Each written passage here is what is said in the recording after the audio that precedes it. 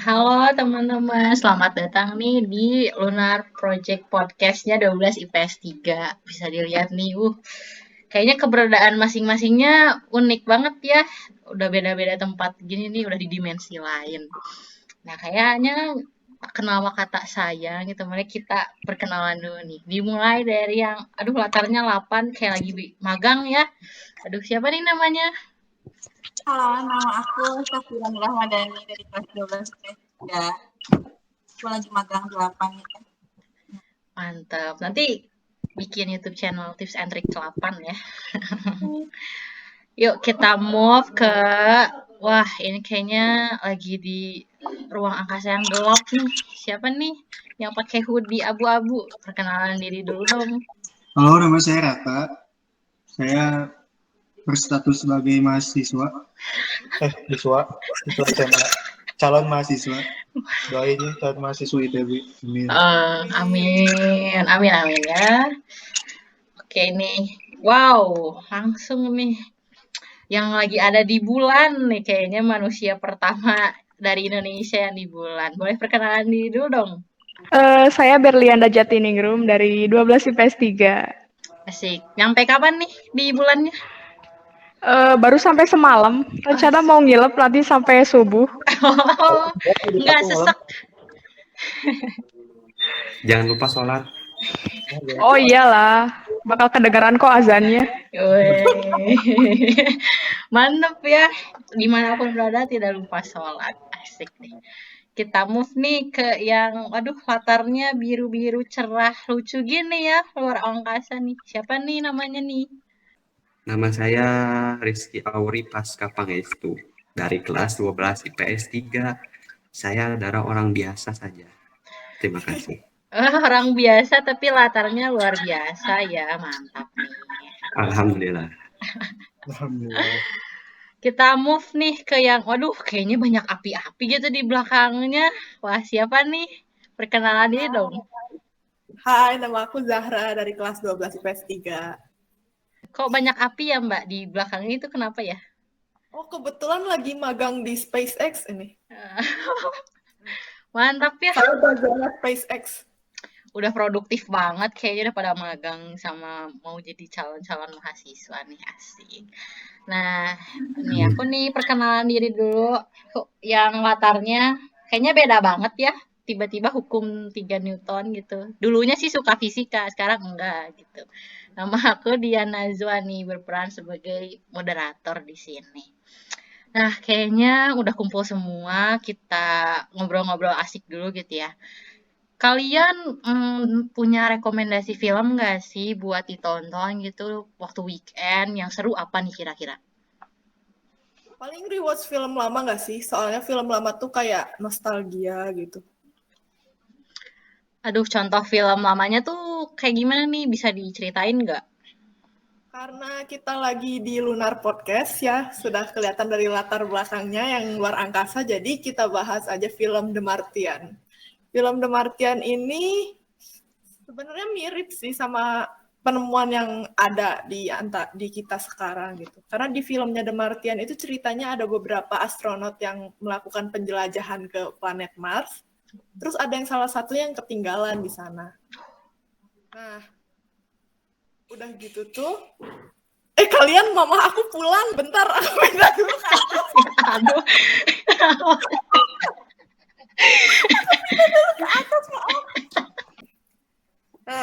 Maaf ya interupsinya. Mama aku udah pulang tuh, udah masuk rumah. Aduh, lanjut deh gimana tadi filmnya ngebahas tentang apa aja tuh? Oh, tadi tuh lagi bahas The Martian kan. The Martian tuh ceritanya mirip sama kita sekarang karena tentang penjelajahan Mars kan, planet Mars. Nah, penjelajahan planet Mars ini sebenarnya udah mulai dilakuin semenjak ada penemuan kalau di bawah permukaan Mars itu ada air. Nah, kita tahu dong air itu sebagai salah satu unsur yang paling penting dalam membangun ekosistem. Ya. Nah, hal ini tuh yang jadi menarik gitu. Menarik minat manusia yang bernama Elon Musk buat membangun koloni manusia di planet Mars. Nah, Elon Musk ini orang kaya. Dia punya perusahaan alat transportasi luar angkasa swasta. Jadi sekarang tuh akibat kemajuan teknologi dan uang yang banyak, jadi udah banyak perusahaan-perusahaan alat transportasi luar angkasa yang swasta. Jadi nggak cuma NASA atau ESA atau organisasi-organisasi kenegaraan yang bisa ngirim manusia ke luar angkasa. Nah, ada 3 nih yang paling berpengaruh. Yang pertama tuh ada SpaceX yang punya Elon Musk. Tujuan utama mereka itu mau membuat koloni manusia di Mars. Kalau yang saingannya itu ada Virgin Atlantic. Nah, mereka itu lebih ke jasa tur wisata keliling planet bumi dari luar angkasa. Kalau yang terakhir ini punyanya Jeff Bezos, namanya Blue Origin. Nah, khusus kalau misalnya Virgin Atlantic itu lebih ke jasa tur wisata, sementara yang duaan ini mereka tuh saling bersaing untuk menjadi nomor 1. Nah, kebetulan baru-baru ini SpaceX itu dapat kontrak dari NASA. Kontraknya itu sampai 2,9 miliar dolar Amerika buat bikin roket, buat ngirim astronot-astronot NASA ini ke bulan. Setelah 50 tahun terakhir nggak pernah ngirim orang ke bulan. Gitu ceritanya. Waduh, mantep banget ya, sekarang udah mulai beralih nih dari yang persaingan antar negara gitu ya, jadi bisa persaingan antar individu dan pihak-pihak swasta. Mantap nih, makasih Zahra. Kayaknya kalau misalkan udah bahas hot news-nya nih ya tentang membangun koloni katanya di Mars. Kayaknya kurang afdol nih kalau kita nggak tahu nih gimana sih awal mulanya, sejarahnya nih tentang ruang angkasa ini sendiri. Kayaknya yang paling siap nih kayaknya Auri nih ya. Nih, Auri bisa ceritain nggak nih gimana tentang awal mula sama sejarah ruang angkasa? Boleh saya ceritain. Tapi sebelumnya, maaf nih, kan sejarah tuh agak membosankan gitu. Nah, di sini saya ada solusinya.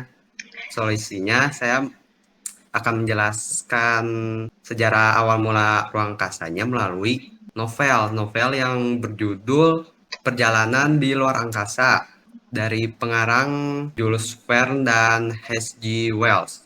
Nah, pengembangan roket besar yang memungkinkan eksplorasi ruang angkasa menjadi kenyataan haruslah dikembangkan untuk mencoba mewujudkan visi.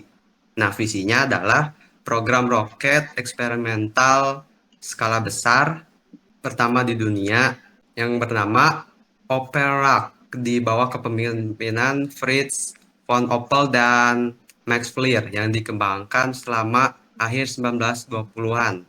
Program tersebut membuka jalan bagi Nazi Jerman untuk membuat peluru kendali balistik buatan manusia pertama yang bisa mencapai titik suborbital di luar angkasa bernama roket V2.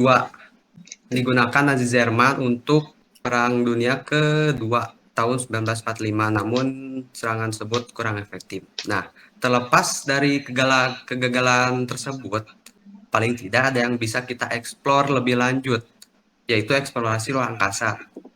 Lalu, pemenang Perang Dunia Kedua itu sekutu yang salah satu yang bagian dari sekutu Amerika dan Uni Soviet.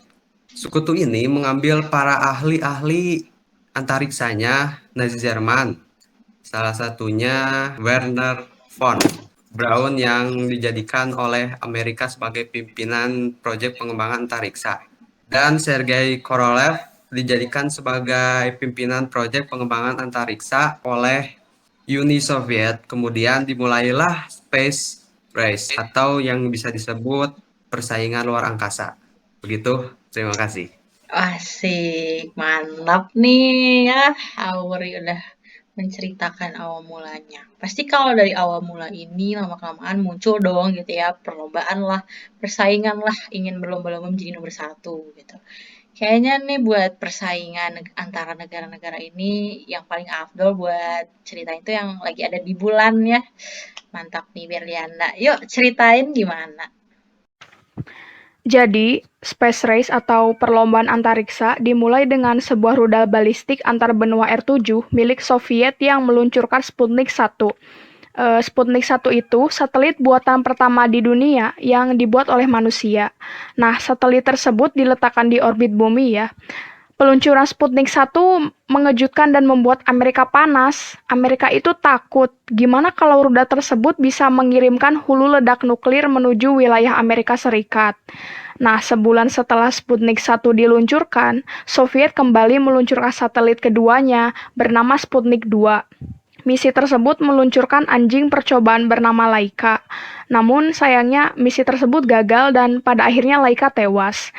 Nah, Amerika ingin segera menyaingi Soviet kan? Lalu pada tahun 1958,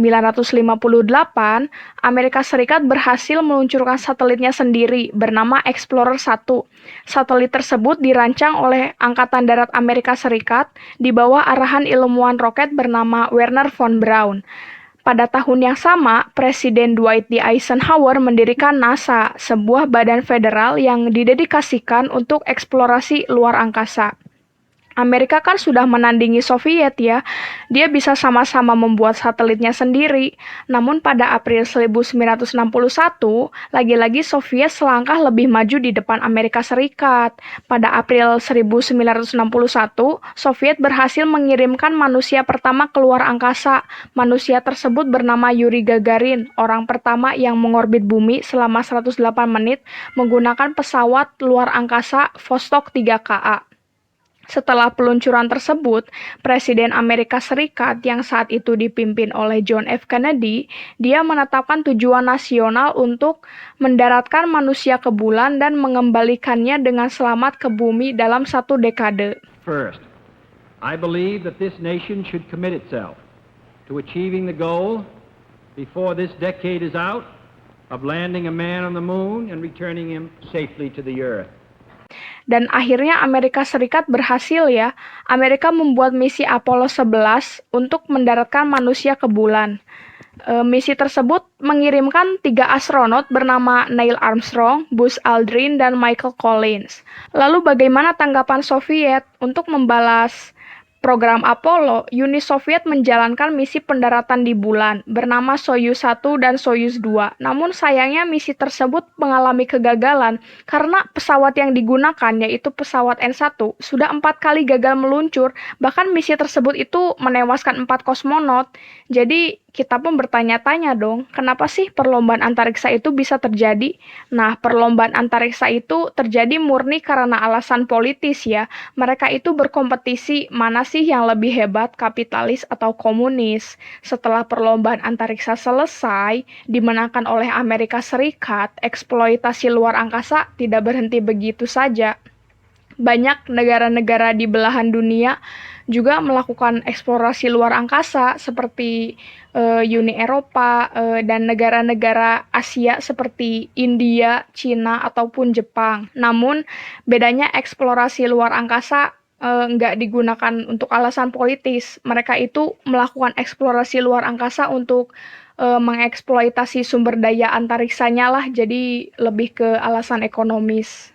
Udah nih, mantep banget ya pembahasannya tentang persaingan ini langsung nih.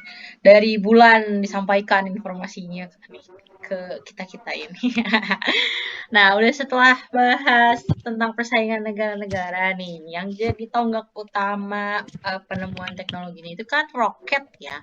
Nah, kita bahas nih sekilas dulu mengenai roket itu. Jadi, menurut beberapa sumber nih yang aku tahu gitu ya, kalau misalkan pada awalnya inspirasi roket itu berasal dari salah satu seorang filsuf Yunani namanya Arsitas. Ya, kurang lebih gitulah ya pengucapannya. Itu tuh dia itu waktu abad ke-400 sebelum Masehi, dia melakukan suatu eksperimen gitu sampai dianggap aneh nih sama tetangganya karena dia memamerkan burung merpati gitu yang digantungkan pada kabel, lalu dia berusaha mendorongnya dengan gas. Jadi itu kayak konsep awal dari roketnya gitu. Nah, tapi ada juga nih beberapa sejarawan yang meyakini bahwa sebenarnya kalau struktur modern dari roket itu berasalnya dari masyarakat Tiongkok. Karena pada saat itu masyarakat Tiongkok itu sudah menggunakan bubuk mesiu dicampur dengan salpeter, terus ada belerang, debu arang yang dapat menyebabkan ledakan. ya seperti kembang api lah, dan mereka menggunakannya itu di saat festival keagamaan. Dan setelah dari masyarakat Tiongkok ini beratus-ratus tahun kemudian, akhirnya militer Inggris pun mulai mengembangkan penemuan tersebut gitulah. Nah, tapi yang jadi penemuan awal secara ilmiahnya nih ada 3 orang yang sering banget disebut sebagai bapak peroketan. Nah, yang pertama ini dari Uni Soviet, namanya Konstantin Tsiolkovsky. Aduh, namanya susah banget ya, kurang lebih kayak gitulah. Jadi dia tuh menemukan atau menjelaskan hubungan antara kecepatan dengan massa roket gitu. Terus yang kedua nih ada dari Amerika Serikat, seorang fisikawan juga peneliti di universitas. Namanya Robert Goddard. Dia itu memiliki berbagai hak paten nih, bahkan di NASA juga gitu, dengan penemuannya mengenai roket berbahan cair dan juga roket berbahan padat.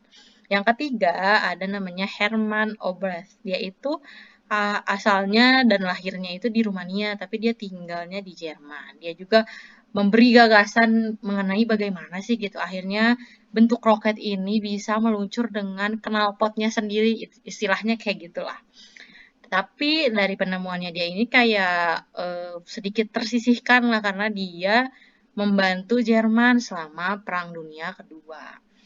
Udah dilihat nih dari sejarah-sejarahnya gitu ya. Terus mungkin ada nih pertanyaan, kenapa sih bentuk roket nggak trapesium, nggak jajar genjang, nggak segitiga gitu kan, biar futuristik lah, biar unik gitu, yang beda daripada yang lain. Itu ada hubungannya sama, ada kecepatan, ada massa, juga ada tentang atmosfernya. Dan secara umum nih, bentuk roket tuh kayak terbagi menjadi beberapa bagian. Terus ada yang disebut tubuh atau intinya, terus ada yang sirip, terus ada yang kerucut hidung nih yang paling atas nih yang bentuknya lancip, terus sama sistem propelan. Kalau tubuh atau inti ini tentang uh, penyimpanan gitulah barang-barang elektronik untuk mengendalikan roket itu sendiri. Kalau yang kerucut hidungnya itu yang paling atas itu tuh kayak membuat roket ini mencegah memperlambat gitu kekuatannya untuk mendorong mereka ke luar angkasa kayak gitu. Terus kalau yang sirip itu tuh buat membuat roket akhirnya bisa berjalan atau melintas lurus gitu sesuai dengan yang sudah direncanakan dan tidak mudah jatuh lah.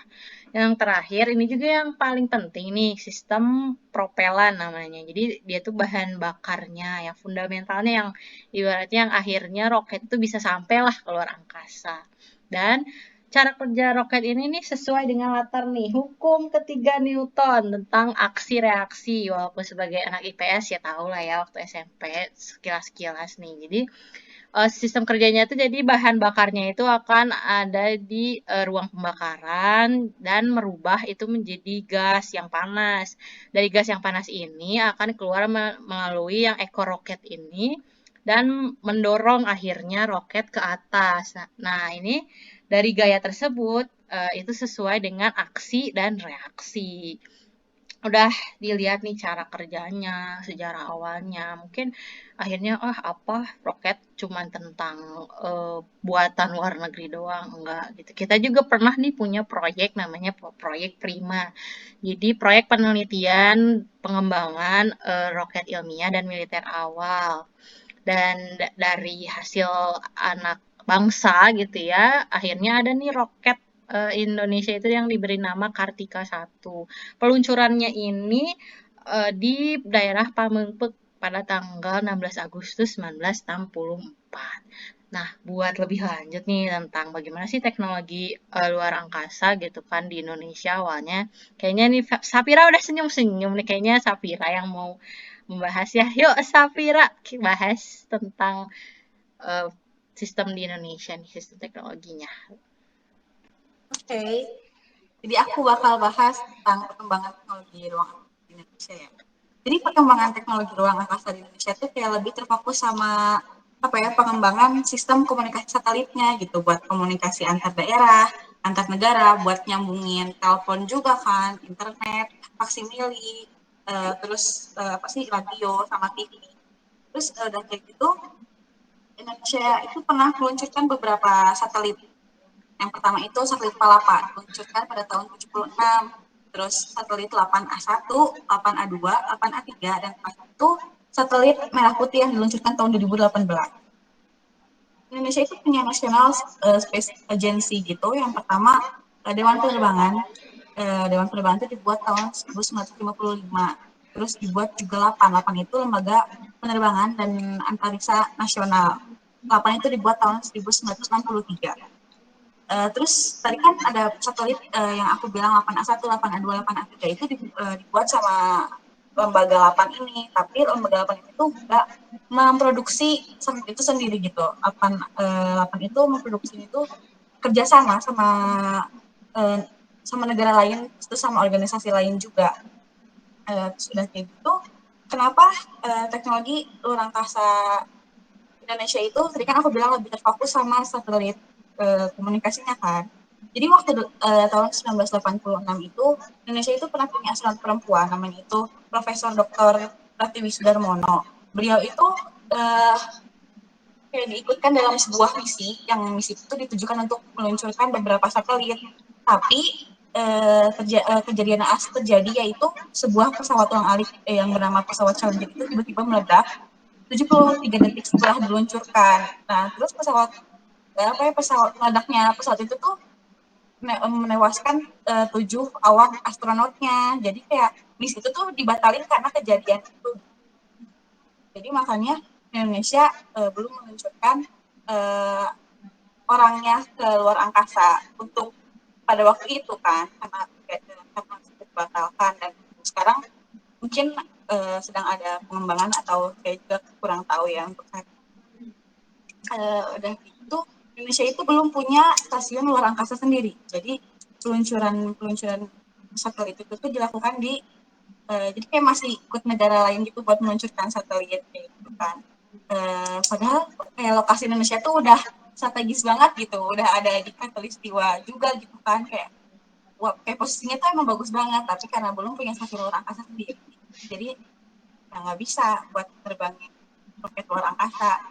Makanya waktu 2005 itu Presiden Vladimir Putin sama Presiden SBY itu pernah menandatangani kayak perjanjian kerjasama buat mengembangkan Pulau Biak di Papua buat dijadiin stasiun luar angkasa. Nah, stasiun luar angkasanya itu nanti bakal dijadiin buat peluncuran roket-roket luar angkasa Rusia. Tapi sampai saat ini belum ada perkembangan apa-apa gitu, belum. Kita juga belum dapat apa-apa kan tentang pengembangan Pulau Biak itu. Sudah kayak gitu, Indonesia juga punya satu jurusan astronomi, cuma ada satu di Indonesia, yaitu di ITB, jurusan FMIPA. Terus kan pasti adanya jurusan itu kan ada ketertarikan generasi-generasi muda sekarang buat lebih lebih ingin tahu gitu. Terus kayak mereka lebih punya ilmu lebih tentang hal-hal tentang ruang angkasa. Tapi kan 8 itu terakhir meluncurkan satelitnya itu 2016 kan, dan pergantian satelit itu kan tidak setahun sekali gitu, kayak ada jedanya beberapa tahun sekali kan. Nah jadi kayak 8 itu namanya mulai redup. Nah sedangkan untuk merealisasikan kayak generasi muda yang punya ide buat bikin roket atau kayak bikin teknologi luar angkasa yang lain kan, kita butuh dana juga kan, bukan cuman ilmunya aja gitu kan. Nah sedangkan investor asing itu mereka itu butuh kayak lembaga yang mewakili pemerintah gitu. Jadi kayak mereka kayaknya butuhnya yang pasti-pasti aja lah dari pemerintah gitu kan, karena takutnya kalau misalkan ya dari namanya juga, maksudnya kan kalau kayak gitu kan lebih ke anak muda gitu kan, ya mungkin agak kurang yakin atau gimana, tapi investor asing itu lebih butuhnya lembaga yang mewakili pemerintah. Jadi makanya kayak perkembangan teknologi ruang angkasa di Indonesia itu kayak kurang berkembang, karena ya investor juga kayak mau invest tuh kayak ragu gitu. Wah, terobosan nih baru sebenarnya, semoga menjadi menarik minat gitu ya para generasi-generasi muda gitu untuk mendalami lagi nih tentang teknologi ruang angkasa. Semoga nih ya. Nah, udah ngomongin awal mula sejarah persaingan sampai bagian-bagiannya nih gitu ya. Kita masuk ke pembahasan selanjutnya dan terakhir nih mengenai dampak dan pengaruh dari sejarah perkembangan teknologi ini kayak gimana sih kurang lebihnya. Nah, yang terakhir ini ada Raka. Ayo silahkan Raka. Ya, jadi kayak tadi udah dibahas sama Safira ya, banyak itu dampak-dampak yang bagus dari perkembangan teknologi luar angkasa, kayak misalnya satelit, kayak ya kita bisa rasain sekarang gitu, Google Meet, terus WhatsApp, segala macam, itu kan dari dampak positif dari satelit itu sendiri ya. Cuma kan tadi aku jadi mikir gitu, ini kan peluncuran satelit ke luar angkasa itu udah dari zaman, kayak tadi Berliana bilang, dari zaman dulu gitu, yang waktu masih perang.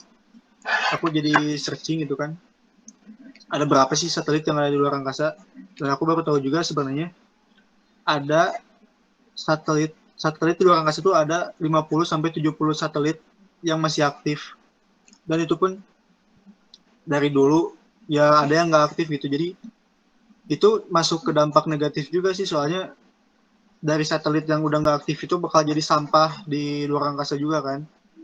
Sebenarnya balik lagi ke lebih ke dampak positifnya, adanya si satelit-satelit itu biar membantu kehidupan kita di masa sekarang gitu, kayak untuk sarana telekomunikasi, balik lagi kayak waktu kayak tadi Safira bilang, terus meramalkan cuaca juga biar kita bisa tahu besok hujan atau enggak, biar bisa pergi atau enggak kan. Terus buat pertahanan sama keamanan juga, kayak misalnya tahun kemarin kan ada gosip-gosip kayak meteor yang mau ke bumi itu kan. Iya. Nah, itu kan kita bisa tahu dari satelit, dari teknologi yang udah berkembang gitu. Itu kan membantu banget. Terus untuk mengatur lalu lintas juga katanya. Balik lagi kalau dampak negatifnya, ya itu sih paling memungkinkan serangan senjata yang berbahaya. Ya itu lebih ke politik ya, tadi udah disampaikan sama Berlianda. Terus ya menyebabkan banyak sampah di ruang angkasa yang ya susah sih kalau buat dibersihinnya, soalnya di luar angkasa gimana bersihinnya juga gitu.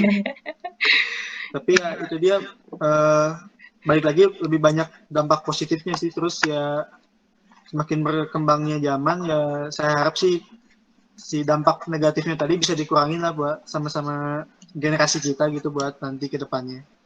Gitu aja sih.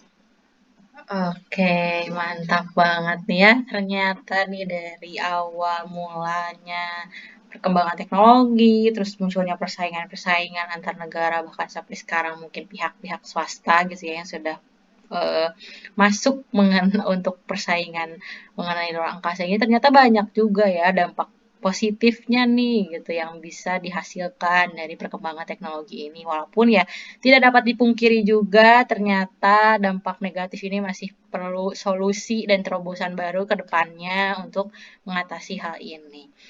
Dari pembahasan kita ini udah mantap banget ya, udah kayaknya lengkap banget nih gitu ya. Asik nih udah ngobrol-ngobrol santainya. Kayaknya ada yang mau ditambahin dulu nggak nih? Ada kesan pesannya dulu nggak nih? Atau gimana nih? Kalau dari saya mah ini sih yang paling pentingnya buat kita siswa-siswi generasi milenial, Asik. makan pakai hati mah sempurna, sama jangan terlalu banyak nonton film porno, itu aja. Aduh, Aduh, aduh. Iya, aduh. itu penting juga ya. Ternyata pesannya sangat luar biasa agar generasi muda fokus pada pendidikan ya, bukan pada hal-hal negatif. Iya, mantap. Ada yang mau ditambahin lagi? Kesan pesannya udah ngobrol-ngobrol nih. Sampai sejauh ini apa? Jadi tahu banyak hal ya. Saya jadi tahu kenapa roket bentuknya tidak trapesium. Ya Oh kan? iya. Saya tahu awal mula roket itu dibentuknya kayak inovasinya itu dari apa. Iya. Mantap ya perbincangan kayak kita kali ini. Kayaknya cukupkan sekian ya. Terima kasih ini udah hadir walaupun dari berbagai dimensi. Ada yang lagi magang, ada yang lagi di mana lah pokoknya. Mantap pokoknya. Makasih Nah, itu teman-teman saya semua. kayak menyisihkan waktu kosong untuk bikin podcast sama kalian. Iya, mantap banget nih. Nah, kayaknya cukup sekian. Sampai jumpa nih di Lunar Project-nya podcast 12 Invest 3. Bye-bye.